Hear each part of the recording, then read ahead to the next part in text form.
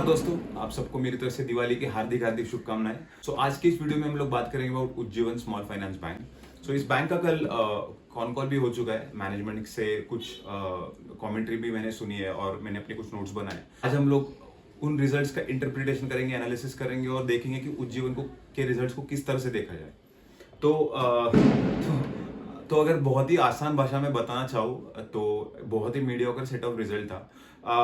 मतलब देखने पे तो लगता है कि ये बहुत मीडियोकर सेट ऑफ रिजल्ट है, लेकिन बैंक में एक ट्रांजिशन चल रहा है। इंटरनली बैंक में एक स्ट्रक्चरली चेंज हो रहा है और meanwhile the result, the overall bank performance is suffering. तो share holders have to wait for quite some time because of this situation. Ujjivan की जो लोन बुक है वो लगभग 35,000 करोड़ की है। उसमें उनका ईयर ऑन ईयर 14% का ग्रोथ है। और अब ये 14% बहुत ही मीडियोकर नंबर लगता है, क्योंकि 35,000 मतलब बहुत बड़ी बुक नहीं है। उस पे you might want to look at number like 20-25% kind of a loan growth, but उस इतनी छोटी लोन बुक होने के बावजूद भी उनका सिर्फ 14% का लोन ग्रोथ का नंबर आया। लेकिन इसमें थोड़ा कैच ऐसा है कि 47% जो उनकी बुक है वो सिक्योर्ड बुक है।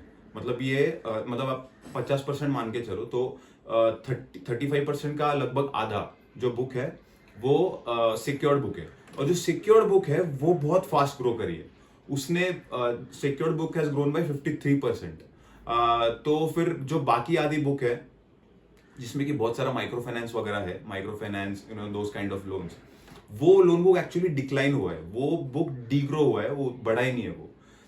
तो इसके चलते ये जो पूरा ओवरऑल लोन बुक का नंबर है ये बहुत ही कम दिखता है फॉर 14%। तो इससे हमें, जैसे मैंने जब अपडेट्स की बात करी तो अपडेट्स में भी मैंने यही बोला था कि ये बैंक में जो सारे स्मॉल फाइनेंस बैंक में इसमें एक ट्रेंड दिख रहा है कि they are trying to push more and more towards secured loan book. They are trying to push more secure products to their customers and और rather have more customers who want secured loans and have that kind of a loan book versus the unsecured। क्योंकि जो micro finance cycle है उससे ये काफी सारे banks को एक बहुत बड़ा हिट हुआ था। तो यही ट्रेंड हमको देखने को मिल रहा है यहाँ पे भी कि 53% मतलब लगभग 16,000 करोड़ का जो इनका लोन बुक है that is secured loan book. इनका जो डिपॉजिट्स है और डिपॉजिट का बुक है इनका लगभग 40,000 करोड़ का। उसमें से जो कासा बुक है that is only around 10,000 crore. तो इनका कासा लगभग 25% के आसपास का है और इनका डिपॉजिट का ग्रोथ भी उसी रेंज में आया, लाइक 15% में डिपॉजिट ग्रो हुआ है। This is again a good thing. और जैसे मैंने पहले ही बोला कि इस बैंक का पूरा फोकस है to grow its secured book. Management ने तो कल कॉन कॉल में ये भी बोला था कि although most of its secured loan products which they are pushing right now they are not very profitable. क्योंकि यही होता है, जैसे ये जो स्मॉल फाइनेंस बैंक्स है इनका जो डीएनए है ये अनसिक्योर्ड माइक्रो फाइनेंस वाला है। अब इनको अगर सिक्योर्ड प्रोडक्ट्स में घुसना है तो उसके लिए उनको उस टाइप का वर्कफोर्स चाहिए, उस टाइप का कल्चर चाहिए। तो for that they need to have that kind of expenditures, to have that kind of ecosystem, that kind of workforce। So उसके वजह से ये हो रहा है because these products are pretty much new for the bank right now। इसके वजह से इनका they are not very profitable for them। ये बैंक मोटा मोटी यही बोल रहा है कि अगले 2 से 3 सालों में उनके सारे सिक्योर प्रोडक्ट्स प्रॉफिटेबल हो जाएंगे। अभी के लिए those are not yielding much to the bank। उन्होंने ये भी बोला कि जो उनका H1 था that was उनका H2 होगा that will be much better than their H1। Although most of the small finance banks में जो प्रोविजन का नंबर था वो पिछले कुछ क्वार्टर्स से काफी हाई है, लेकिन फिर भी ऐसा बोला जा रहा है या नंबर्स में भी देखा जा रहा है कि जो पीक प्रोविजन के नंबर्स थे वो पिछले 1-2 क्वार्टर के बाद से they have started going down. So अभी यही देखने वाली बात होगी कि ओवरऑल अदर एसएफबीज में अभी इक्विटास का रिजल्ट शायद 31 अक्टूबर को आने वाला है, मतलब 1 नवंबर तक उनका कॉन कॉल वगैरह भी हो जाएगा।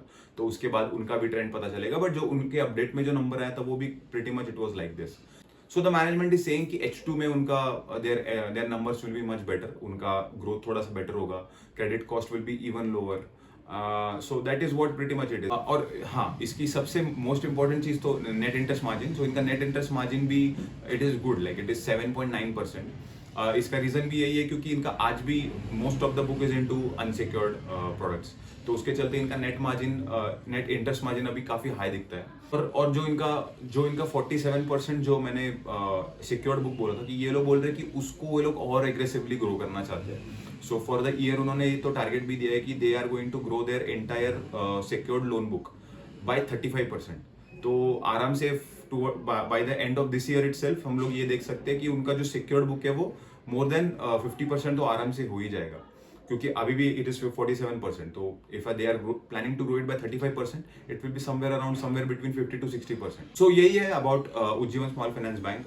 बाकी कुछ इसमें खास बोलने वाली बात तो है नहीं। इनका credit cost was higher during the quarter और rather in past few quarters, because इनका जो माइक्रो बैंकिंग का जो सेगमेंट है उसमें उन्होंने गुजरात, कर्नाटका और तमिलनाडु इन 3 स्टेट्स में इन्होंने काफी स्ट्रेस देखा है।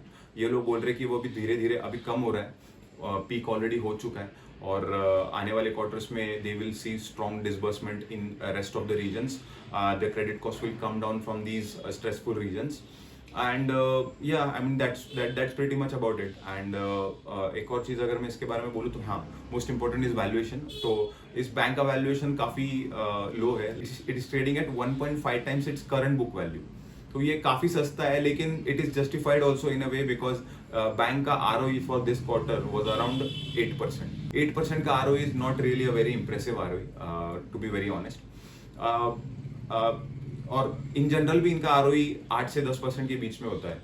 सो जब तक ROE का नंबर बेटर नहीं होता है तब तक I mean there is no point in looking at this bank. This is how I look at it.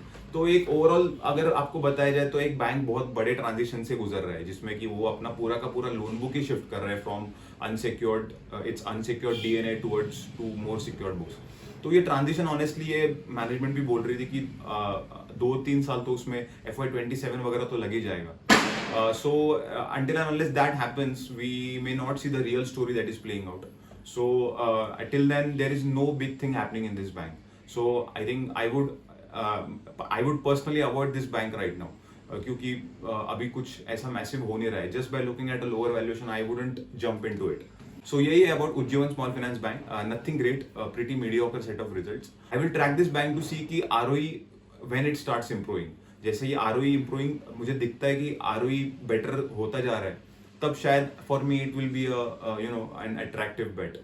But right now I would really give it a pass. So that's about Ujjivan Small Finance Bank.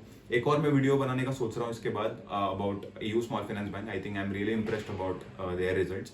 सो उसके results के बारे में बात करते हैं in the next video. And इसी video में मैं करना चाहता था, लेकिन वीडियो काफी लंबा हो जाता है when I try talking about 2 companies और when I'm talking about a particular company, I like to talk whatever I know about that particular segment, about that industry, about that company. So अगर थोड़ा लंबा भी हो जाता है video तो I prefer to just keep on speaking and talking more and more so that कहीं ना कहीं से कुछ ना कुछ इंसाइट ऐसे आती जाए। सो उज्जीवन के बारे में तो ये था, कोई खास और बोलने वाली चीज़ है नहीं। इसके कंपटीशन में हम लोग अभी इक्विटास का रिजल्ट देखेंगे जो कि 1 नवंबर को आएगा, तो हम लोग उसका कंपैरिजन उससे करेंगे तब। Otherwise, that's it for the video, and thanks for watching. Till then, keep reading, keep growing. See you in the next video.